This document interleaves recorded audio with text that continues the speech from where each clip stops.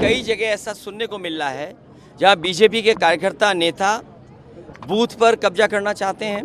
मैंने यहां पर एक अधिकारी को देखा, जिस समय मैं गाड़ी में आया उसे होश ही नहीं था क्या कर रहा है।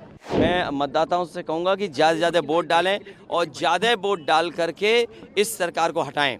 कई जगह ऐसा सुनने को मिल रहा है जहां बीजेपी के कार्यकर्ता नेता बूथ पर कब्जा करना चाहते हैं। कई जगह जो शुरुआती दौर में एजेंट नहीं बनने देना चाहते थे।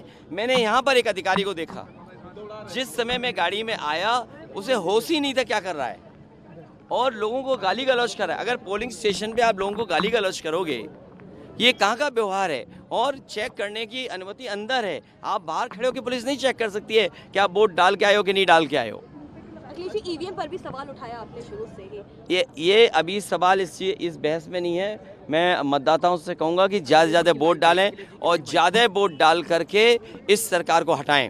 आपकी लड़ाई जो है वो वैचारिक लड़ाई है भारतीय जनता पार्टी से। आपको लगता है देश का पिछले 10 सालों के अंदर जो हश्र है वो बुरा हुआ है? देखिए, पिछले 10 साल में महंगाई बढ़ी है, बेरोजगारी बढ़ी है। आम लोगों के जीवन को जो सुधारने का रास्ता होना चाहिए, जो विज़न होना चाहिए, वो नहीं रहा सरकार का।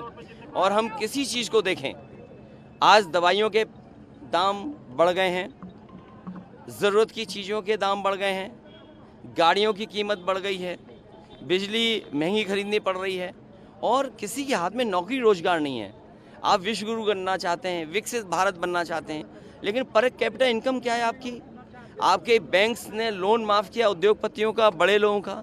आपने किसानों का लाखों रुपया नहीं माफ़ किया, आपने बड़े बड़े उद्योगपतियों को करोड़ों रुपए माफ़ कर दिया।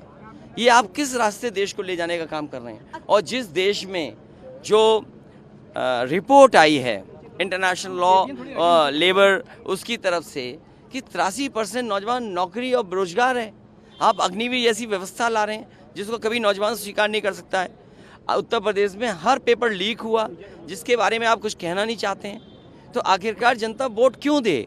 आपने आय दोगुनी की बात कही, आय दोगुनी नहीं हुई। आपने 2 करोड़ नौकरी देने की बात कही, वो नहीं हुआ।